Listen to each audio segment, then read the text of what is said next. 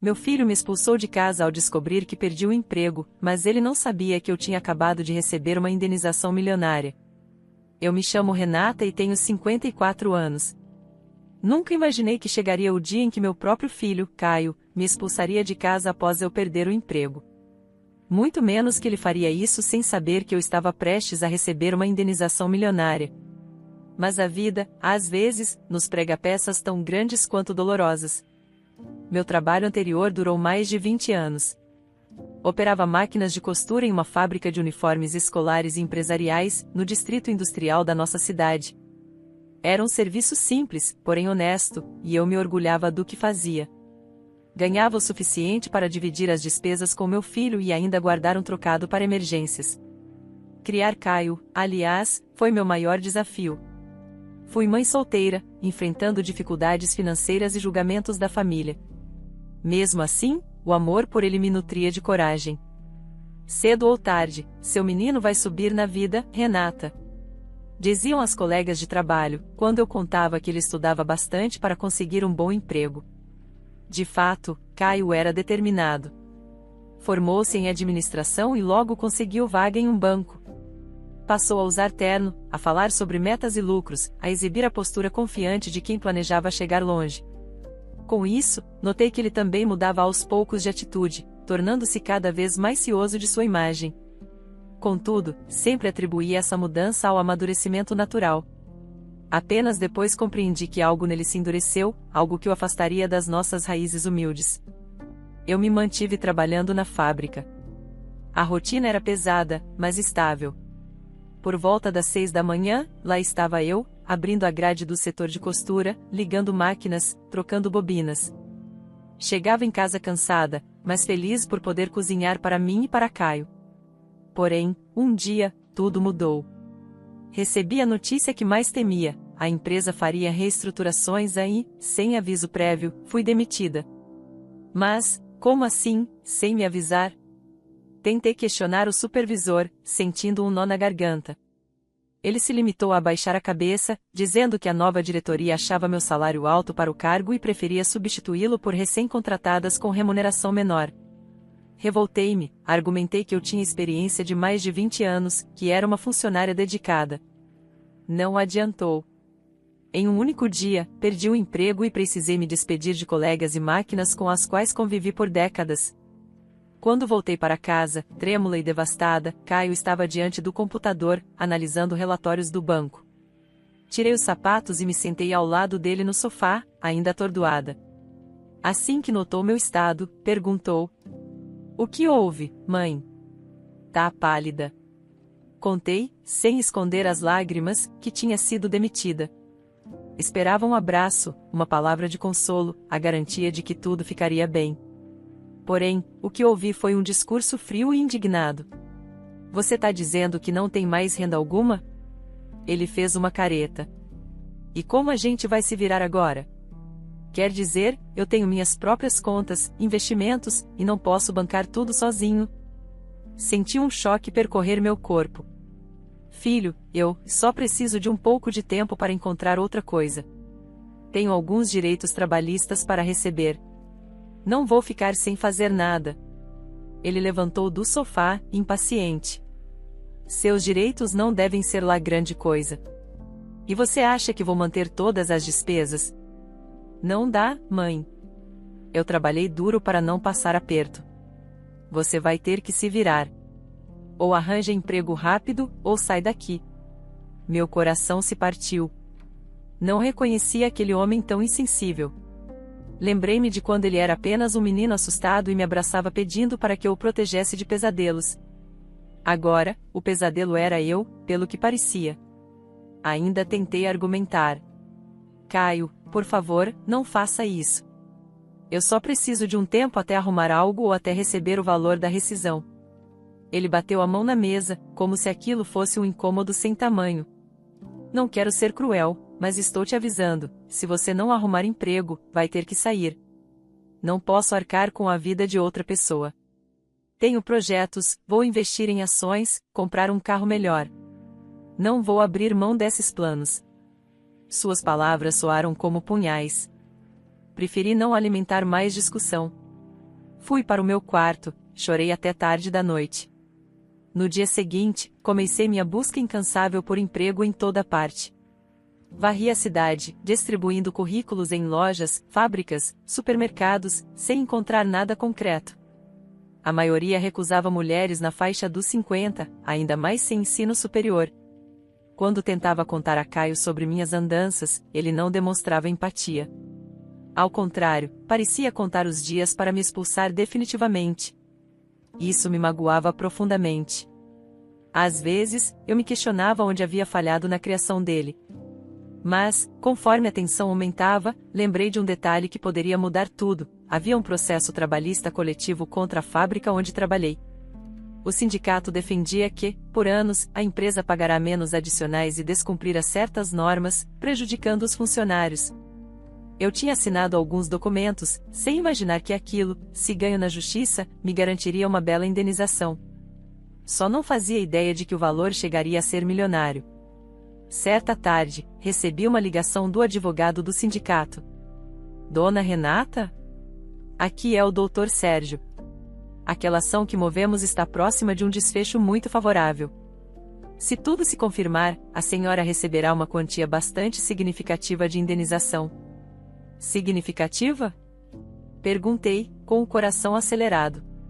Pelos cálculos, ultrapassam R$1 milhão. Mas aguardemos a sentença final. Sentei-me, tremendo. Custei acreditar que, depois de trabalhar por um salário enxuto durante 20 anos, poderia receber algo que mudaria minha vida.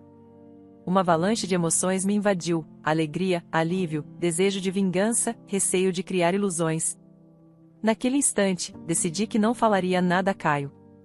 Ele me tratava como estorvo. Queria ver até onde iria sua crueldade sem saber que eu tinha essa carta na manga. As semanas seguintes foram as mais duras. Caio, impaciente, me lançava olhares de reprovação toda vez que eu chegava sem novidades sobre emprego. Acabamos brigando feio quando eu disse que o valor da rescisão da fábrica sairia em breve e que, com isso, eu cobriria minhas despesas. Ele riu, debochando. Conheço essas rescisões. Mal vão pagar os trocados. Não vou contar com isso. Até que um dia, após outra discussão acalorada em que ele me acusou de ser um peso morto, Caio tomou a decisão definitiva. Chega! Ou você sai, ou eu jogo suas coisas na rua. Tenho direito ao meu espaço sem te bancar. Dá seus pulos, mãe. A frieza dele me deixou sem chão. Fui para o quarto e arrumei minhas malas em silêncio, segurando o choro. Ao me ver saindo pela porta, ele sequer se mexeu. Não ofereceu carona, não propôs um empréstimo, nada. Fui até uma pensão simples, próxima à rodoviária, onde paguei por semana. A dona me ofereceu um quarto minúsculo com cama, armário velho e ventilador de teto barulhento. Mesmo assim, era melhor que ficar debaixo do mesmo teto que meu filho indiferente. Na primeira noite ali, quase não dormi. Olhava o teto descascado, refletindo que poderia ter ido parar na rua, não fosse uma pequena reserva que eu tinha. Fiquei me perguntando quantas mães já não passaram por isso. Abracei meus joelhos, chorei até cansar. No dia seguinte, tentei levantar a cabeça e me motivar. Enquanto eu aguardava a sentença do processo, precisava sobreviver. Alguns dias se arrastaram até que, finalmente, chegou a chamada do advogado. Recebi a notícia oficial: a indenização fora aprovada e, em menos de um mês, o dinheiro seria depositado em minha conta. Quando ouvi a cifra, entrei em estado de choque, nem conseguia falar direito. Agradeci ao advogado e desliguei, segurando uma vontade de pular de alegria. Meu Deus, é um milagre! Pensei, rindo e chorando ao mesmo tempo. Passei aquela tarde fazendo planos mentais. Poderia comprar um lugar para viver em paz. Não seria mais refém de Caio ou de nenhum outro. Apesar da dor de ter sido expulsa, eu me senti agraciada pelo destino. Entretanto, guardei tudo em segredo. Deixaria para ver o que faria depois que o dinheiro estivesse realmente na minha conta. Ainda não confiava em nenhuma promessa antecipada. Enquanto isso, Caio não me procurou. Nenhuma mensagem, nenhuma visita. Eu sabia que ele continuava no mesmo apartamento. Nossos conhecidos ficaram sem entender por que rompemos contato, e eu não queria passar vergonha expondo toda a situação. Então, me mantive reclusa. Continuei distribuindo currículos por desencargo de consciência, mas já sentindo que, em breve, minha vida tomaria outro rumo. Finalmente, recebi o almejado aviso do banco: o depósito fora realizado. Fui conferir meu extrato e quase desmaiei ao ver tantos dígitos. Foi um sentimento indescritível. Em questão de minutos, aquela mulher madura, desempregada e humilhada se tornará proprietária de uma fortuna legítima. Podia, inclusive, escolher não trabalhar nunca mais. Contudo, eu gostava de manter as mãos ocupadas, então não pretendia ficar parada. No mesmo dia, procurei um corretor de imóveis. Ele, ao notar meu interesse em comprar algo à vista, passou a me tratar com respeito e entusiasmo. Mostrou-me apartamentos em bairros nobres, casas enormes, coberturas com vista panorâmica. Porém, quando visitei uma casa de bairro residencial tranquilo, com jardim e 3 quartos espaçosos, meus olhos brilharam. Tinha um quintal maravilhoso, onde eu poderia ter flores e uma horta. A sala era aconchegante, a cozinha grande, bem iluminada. Apaixonei-me na hora. Acho que é aqui que vou construir minha nova vida, comentei com o corretor. Ele me deu um sorriso profissional, fechamos o negócio, e logo providenciei reformas. Pintei paredes, instalei alguns móveis novos, comprei itens de decoração ao meu gosto. Era uma sensação de liberdade plena. Em algumas semanas, aquela casa já estava habitável. Saí da pensão com a mesma mala que, tempos atrás, deixara ao lar onde vivia com Caio. Entrei na nova casa chorando de felicidade, grata por ter condições de recomeçar. Os primeiros dias foram de adaptação. Andava pelos cômodos, meio incrédula de que tudo aquilo era meu. Preparei refeições simples com uma alegria que há muito não sentia. Pendurei cortinas, escolhi tapetes, espalhei vasos com plantas. Até comprei uma máquina de costura doméstica, para me entreter com pequenos trabalhos. Naturalmente, contatei também uma empresa de mudança para buscar alguns pertences que ficaram no apartamento do meu filho. Não quis falar com ele, preferi que o porteiro me entregasse as caixas. Passado esse período, contei a alguns parentes próximos sobre minha nova vida.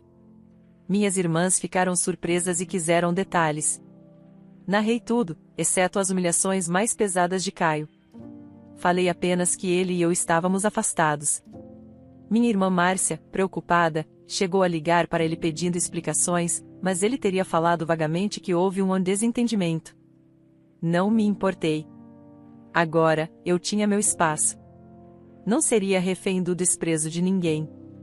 Foi então que, em uma tarde qualquer, a campainha tocou. Abri a porta e quase desmaiei ao ver Caio parado ali, de cabeça baixa. Ele parecia cansado, com olheiras e a camisa social mal passada. Por um longo instante, ficamos nos encarando. Senti um turbilhão de emoções, raiva, saudade, tristeza. Ele pigarreou. Mãe? Desculpe aparecer assim. Sua irmã me deu seu endereço. Precisamos conversar. Posso entrar? Afastei-me da porta, sem falar nada. Ele entrou, olhando ao redor, obviamente espantado com o bom estado da casa. Fechei a porta e o conduzi à sala de estar. Sentamos frente a frente, eu no sofá, ele em uma poltrona. Meu coração batia acelerado. Foi ele quem iniciou. Eu soube que você comprou esta casa. A tia Márcia disse que você teve uma indenização e reformou tudo. Mãe, eu sinto muito por tudo.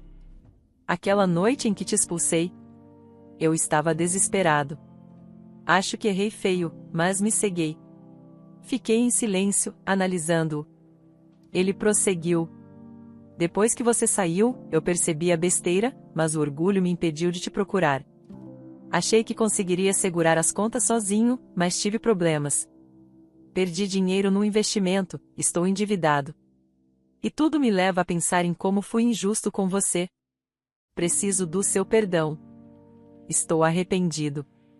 Cravei os olhos nele e perguntei, num tom seco. Por que você achou que poderia me expulsar só por eu ter perdido o emprego? Você tem ideia do quanto me feriu? Ele baixou a cabeça, lágrimas nos olhos. Eu me deixei levar pela ganância. Achei que bancar 2 pessoas ia atrasar meus planos de ter mais dinheiro, e surtei. Não pensei no que estava fazendo. Me desculpe, de verdade. A dor em mim ainda queimava. Pensei em tudo que sofri na pensão, sem apoio, enquanto ele vivia normalmente, sem me procurar. Em seguida, perguntei. Agora que descobriu que tenho uma boa casa e algum dinheiro, resolveu me procurar? Ou teria vindo mesmo se eu estivesse pobre? Eu juro que já queria vir antes. Caio soltou um suspiro trêmulo. Mas fui fraco. Não soube lidar com a culpa. Quando a tia disse que você estava bem, eu senti um misto de alívio e vergonha, mas a necessidade de te ver e pedir desculpas falou mais alto. Sei que você não tem motivos para confiar em mim. Observá-lo chorando mexia comigo. Ele ainda era meu filho, afinal. Respirei fundo. Caio, você me expulsou, desprezou todos os meus anos de sacrifício para te criar. Vê-lo aqui, pedindo desculpas, é confuso. Não nego que estou magoada. Você me deve muito, não só um pedido de perdão, mas também um reconhecimento do mal que causou. Ele fez que sim com a cabeça, chorando em silêncio. Senti um aperto no peito. Ofereci um lenço, e ele secou as lágrimas. Então resolvi convidá-lo para ficar para o almoço, a fim de conversarmos mais. Ele aceitou, claramente surpreso com minha reação minimamente acolhedora.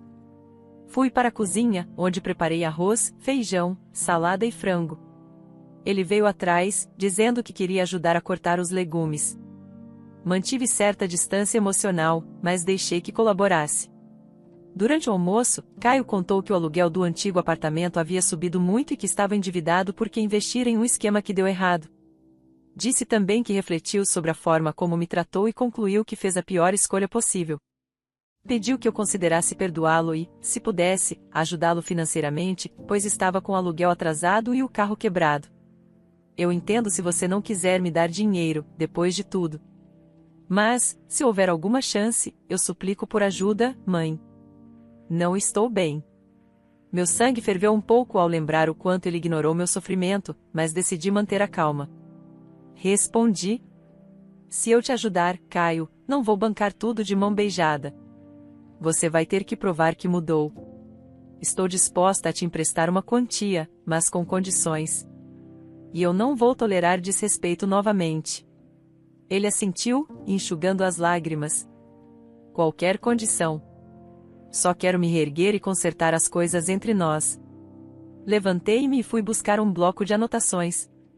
Comecei a escrever um rascunho de contrato de empréstimo. Expliquei que, como ele me humilhou, agora teria de honrar um compromisso claro, com prazos para devolver o dinheiro, mesmo que sem juros. Ele leu e, sem pestanejar, assinou. Definimos um valor suficiente para que ele quitasse dívidas urgentes e consertasse o carro, nada que o deixasse acomodado. Isso não é apenas sobre dinheiro, Caio, falei, depois que terminamos. É sobre você mostrar respeito daqui em diante. Se quebrar o acordo ou me tratar mal, eu retiro minha ajuda. Ele concordou, me agradecendo inúmeras vezes. Fiquei com o coração dividido, em parte, aliviada por ver algum arrependimento, em parte, ainda ferida pelos acontecimentos. Sugeri que ele se hospedasse no quarto de hóspedes da minha casa por uns dias, pois queria observá-lo de perto. Ele aceitou, emocionado. Assim se iniciou uma nova fase de nossa relação, baseada em certa cautela. Nos primeiros dias, Caio me surpreendeu, limpava a cozinha, perguntava se eu precisava de algo, me contava sobre suas tentativas de renegociar dívidas. Percebi que, sim, ele estava diferente, menos arrogante. Porém, havia um espaço entre nós que precisava ser preenchido por sinceridade. Eu continuava sem revelar o valor exato que receberá. Ele sabia que eu tinha o suficiente para comprar a casa, mas não imaginava que fora mais de R$1 milhão. Pouco a pouco, fomos retomando um diálogo. Certa vez, ele confessou: Mãe, eu sempre tive medo de ser pobre. Via o quanto você sofria para pagar as contas na minha infância, e jurei que nunca mais passaria por isso. Acho que, por querer me afastar desse medo, me tornei obcecado por dinheiro. Sinto vergonha. Ergui os olhos para ele. Eu também não gostava de passar aperto, mas isso não justifica ter te expulsado quando precisei de ajuda. Você não só teve medo da pobreza, teve medo da sua própria mãe morar com você. Ele baixou o olhar. Foi um erro horrível, concordo. Estou tentando me redimir. Vou entender se você não me perdoar de imediato. Entre conversas e silêncios, passamos algumas semanas assim. Fiz a transferência bancária do valor acordado e registrei tudo em um papel assinado por nós. Ele respirou aliviado ao pagar o aluguel atrasado e consertar o carro. Em troca, cumpria rigorosamente suas novas obrigações financeiras e me tratava com respeito. Mesmo com esse progresso, eu ainda sentia falta de uma conversa definitiva sobre o que passamos. Finalmente, numa noite de sexta-feira, resolvi tocar no assunto de forma mais profunda. Caio, precisamos falar de tudo o que aconteceu. Não dá para varrer as mágoas para debaixo do tapete. Por que você me achou descartável? Ele respirou fundo. Mãe, não se descarta quem a gente ama. Eu simplesmente deixei a ganância e o orgulho falarem mais alto. Queria tanto provar para mim mesmo que eu era independente, que poderia crescer, que te vi como um obstáculo. Fui cego. Só depois entendi que, sem você, eu não teria chegado a lugar algum. Tive vergonha de encarar isso. Foi muito doloroso para mim, rebati, sentindo lágrimas queimarem meus olhos. Quando cheguei na pensão, só conseguia pensar nos sacrifícios que fiz para você ter educação, roupa limpa, comida na mesa. E você me jogou na rua por medo de se atrasar financeiramente. Ele começou a chorar de novo, me pedindo desculpas. Segurei suas mãos, emocionada, mas ainda ferida. Eu estou disposta a perdoar, Caio, mas não posso esquecer assim de tudo. Ainda bem que a vida me surpreendeu e me deu recursos para me reerguer. Senão, estaria na sarjeta. Lembre-se disso. Ele balançou a cabeça em concordância. Houve um silêncio pesado, e então o abracei com cuidado, como se testasse se aquele gesto era seguro. Foi um abraço longo, no qual senti seu coração pulsando forte. Ele retribuiu, murmurando: Nunca mais vou cometer o mesmo erro, mãe. Juro. A partir daí, a casa ganhou um ar de verdadeira reconciliação. Caio pediu transferência para uma agência do banco mais próxima de onde eu morava, ajeitou sua rotina e continuou cumprindo o acordo financeiro. Pagava parcelas mensais pontuais, sem pedir privilégios. Vez ou outra, me dava presentes pequenos, como um vaso de flores para o jardim, e me ajudava a plantar. Parecia querer demonstrar gratidão. Depois de algumas semanas, senti que era hora de revelar a verdade sobre a minha fortuna. Fui até ele enquanto regava as plantas no quintal. Caio, posso falar algo importante? Ele largou o regador. Claro, mãe, o que foi? Você sabe que recebi essa casa graças a uma indenização, mas não sabe o valor exato. Chegou a hora de te contar. A quantia total que eu recebi foi de mais de R$1 milhão. Ele engoliu em seco, arregalou os olhos. 1 milhão. Sim. Com esse dinheiro, comprei esta casa, reformei-a e ainda me sobrou bastante para viver tranquilamente. Ou seja, eu não dependo de você para nada.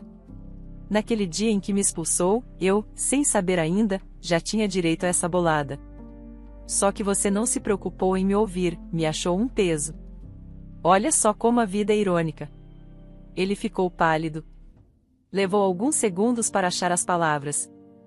Eu não fazia ideia, mãe. Isso muda tudo. Nossa, desculpa mesmo. Como eu pude ser tão cego? Suspirei, tentando conter a dor antiga. Pois é. Mas agora que você sabe, não quero que isso mude a forma como estamos convivendo. Se você tá me respeitando só porque acha que tenho dinheiro, é melhor ir embora. Já sofri o suficiente. Ele me segurou pelos ombros. Não, mãe, por favor, não é por isso. Eu me arrependo de verdade. Faria qualquer coisa para voltar atrás. Sei que você não precisa de mim, mas eu preciso de você. Quero seu perdão. Fiquei olhando para ele por alguns segundos, avaliando.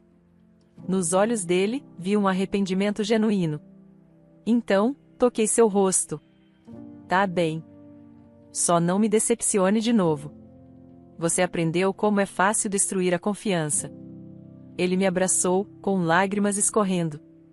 E, pela primeira vez desde que tudo aconteceu, senti paz, como se finalmente deixássemos para trás o ciclo de dor.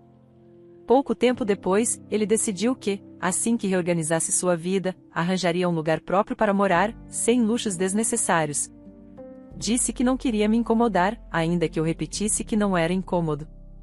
Eu, por minha vez, segui com meus planos, cuidar do jardim, fazer pequenos concertos e, quem sabe, me dedicar à costura sob encomenda para me manter ativa. O fato é que agora eu estava livre e segura financeiramente. A humilhação vivida me tornará mais forte e ciente de meu valor. Algumas pessoas perguntam se não penso em simplesmente perdoar Caio e esquecer o assunto. Eu respondo que já o perdoei, mas esquecer é impossível. As cicatrizes ficam para nos lembrar de que até quem amamos pode nos ferir, se deixar a ganância comandar. Felizmente, minha história não terminou em tragédia. A vida me reservou aquela indenização e, com ela, provei a mim mesma que eu não era um peso morto, mas alguém que merecia e merecerá sempre dignidade e afeto. Caio e eu ainda estamos construindo, dia após dia, uma relação mais saudável. Ele me ajuda nas compras, paga direitinho as parcelas do empréstimo e me acompanha no mercado de plantas, às vezes se divertindo com a variedade de mudas que escolho. Vez ou outra, me pergunta se penso em viajar, já que tenho condições. Eu brinco que, sim, talvez faça uma viagem para descansar, mas no momento estou gostando demais do sossego do meu lar. Com o passar dos meses, nossa casa, digo nossa sem muita certeza, já que ele planeja sair, foi se tornando um lugar de afeto e reencontro. Passamos a cozinhar juntos, ver filmes e conversar sobre o passado. Ele me pediu mais detalhes de como foi minha vida na fábrica, meus sacrifícios para criá-lo sozinha, e confesso que senti um alívio enorme ao finalmente contar cada luta, cada conta atrasada, cada noite de insônia. Você é guerreira, mãe. Deveria ter te valorizado mais, ele confessou, olhos cheios de remorso. O importante é que agora você entendeu. Não queira pisar em quem te deu a vida e te apoiou, retruquei com um sorriso triste. Vejo, então, que esse processo todo, embora doloroso, nos transformou. Ele, que pensava que dinheiro era tudo, viu que não se pode simplesmente descartar uma mãe. E eu, que antes tinha medo de ser um fardo, descobri que posso, sim, exigir respeito. Se Caio, um dia, voltar a deslizar na soberba, saberei me impor. Não tenho mais medo de ficar sozinha ou de não conseguir pagar as contas, pois conquistei minha independência. O mais valioso, contudo, não é só o dinheiro, mas a lição que tiramos. Quem humilha pode se arrepender tarde demais. Caio teve sorte de eu ser disposta ao diálogo. Mesmo assim, aprendeu que nenhum projeto pessoal justifica abandonar quem sempre lhe quis bem. E eu, da minha parte, percebi que não devo me calar quando a injustiça se manifesta, seja vinda de um filho ou de qualquer pessoa. Agora, quando ando pelo jardim, admirando as flores recém-plantadas, me sinto em paz. Respiro o aroma das petúnias e penso em como a vida é cheia de surpresas. Perdi o emprego, fui expulsa de casa pelo meu próprio filho, morei em uma pensão apertada, e acabei dona de uma bela residência, milionária o bastante para não depender de ninguém, e ainda reconciliada com Caio. Cada pedra no caminho me levou a um desfecho que eu jamais imaginaria. Mãe, vou ao mercado. Quer algo especial? Ouço Caio perguntar da porta. Pode trazer umas frutas frescas, filho, respondo, sorrindo. Ele acena e sai.